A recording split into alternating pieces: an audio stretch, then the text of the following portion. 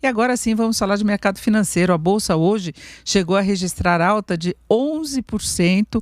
O dólar vem em queda desde a abertura, nada muito expressiva, agora recuou um pouco menos de 1%. A cotação de venda do comercial está em R$ 5,089. Bolsa de Valores agora sobe 10,24%. Vamos falar sobre isso com Luiz Otávio de Souza Leal, que é economista-chefe do Banco ABC Brasil. Luiz Otávio, boa tarde. Boa tarde, Denise. Tudo bom? Bom, Luiz Otávio, nós estamos acompanhando notícias relativamente negativas em relação ao avanço da pandemia, preocupação global com o risco de recessão, alertas da OCDE, alertas do FMI, mas o mercado parece animado com algumas medidas mais firmes tomadas por alguns países, especialmente nos Estados Unidos e o Federal Reserve. O governo americano pretende assumir todas as dívidas, o Federal Reserve, das empresas, injetar recursos em circulação, e isso teve uma repercussão global, porque não é só o mercado aqui no Brasil que está com esse movimento mais favorável, não é?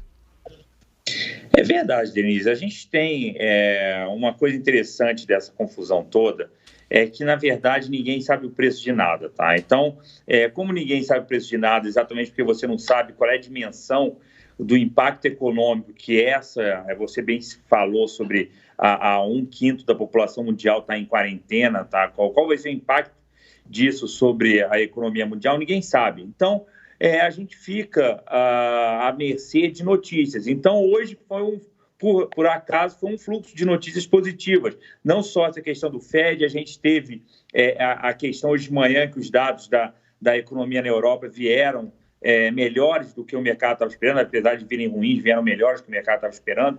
Então, isso acabou gerando um certo otimismo. Então, a gente vai ficar ao sabor dessas notícias. Então, hoje foi um dia de notícias positivas, a Bolsa subiu 10%. Se amanhã a gente tiver alguma notícia negativa, como, por exemplo, o pacote americano não passar no Senado, a gente vai ter outro dia de quedas fortes. Então, cada dia com a sua agonia. Infelizmente, até que a gente tenha algum remédio para essa doença ou uma vacina, a gente vai ficar nesse vai e vem aí que a gente tem visto nos últimos dias. Agora, como economista, que tipo de projeção que você está fazendo? Qual é a sua expectativa?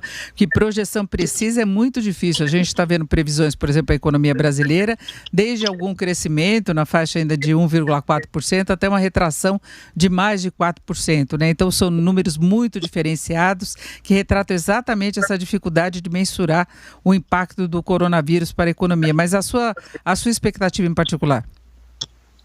Bom, Denise, só sendo um exemplo do que você acabou de falar, há uma semana atrás a gente estava com um crescimento próximo de 1,5%. Na sexta-feira a gente mudou a nossa projeção para uma coisa mais próxima de 0%. E hoje, especificamente, a gente mudou nossa projeção de novo para uma queda próxima de 1,2%.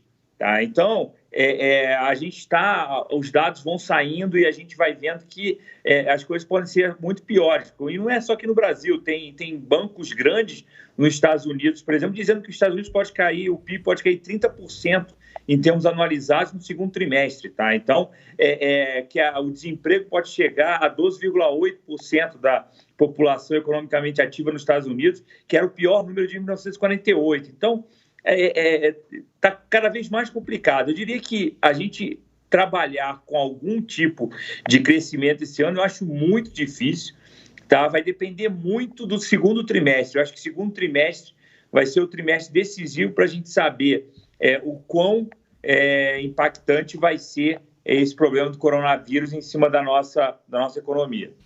Agora, levando-se em conta as condições da economia brasileira, nossas características, o momento atual que estávamos antes desse problema com a pandemia, o que você acha que deveria ser feito para minimizar o máximo possível o risco de uma desaceleração muito mais acentuada? Bom, Denise, eu acho que agora é uma questão de gradação, tá? Eu acho que as medidas que estão sendo tomadas na direção correta, tá? Então, a gente já pelo lado do mercado financeiro, o Banco Central está fazendo um pacote de injeção de liquidez que é praticamente cinco vezes maior do que foi na crise de 2008. A gente vê os bancos públicos colocando linhas de crédito direcionadas para pequeno e médio empresário, para capital de giro, e a gente vê também algumas medidas do governo para tentar manter a renda da população pelo menos na linha d'água, tá? Então, eu acho que a discussão hoje em dia é muito mais do tamanho, tá, do que as medidas que terão que ser tomadas. Então, já tem, por exemplo, o Rodrigo Maia já citou o orçamento de guerra, que podia chegar a 500 bilhões de reais. Então, a diferença é essa. O governo já botou alguma coisa aproximadamente 150 e 200 bilhões e querem chegar a 500 bilhões. Então, eu acho que os instrumentos já estão na mesa. Então, você já decretou calamidade pública, então o orçamento já não está mais valendo, tá? O orçamento que foi aprovado com a restrição da meta de 124 bilhões de déficit. Então, é a partir daí que a gente vai discutir. Eu acho que as coisas a gente vai ter que ver à medida que elas vão aparecendo, tá? Eu acho difícil, nesse momento, você ter uma dimensão concreta do que está acontecendo, tá? E eu acho, de qualquer maneira, qualquer tipo de medidas que sejam tomadas, eu acho muito difícil a gente escapar de, obviamente, um crescimento, infelizmente, um crescimento maior aí da taxa de desemprego, principalmente no setor de serviços. É certo, nós conversamos com o Luiz Otávio de Souza Leal, que é economista-chefe do Banco ABC Brasil, e acompanhando esse sobe e desce do mercado financeiro, que deve prosseguir, né, Luiz Otávio? Não tem muito jeito, não. Infelizmente não. Vai ser, como diz o ditado, cada dia com a sua agonia. Perfeito. Bom, e antes de fecharmos mesmo, alguma dica para o investidor que pode fazer? Se bem que nós estamos nessa turbulência, toda essa montanha-russa, umas 2 semanas, né?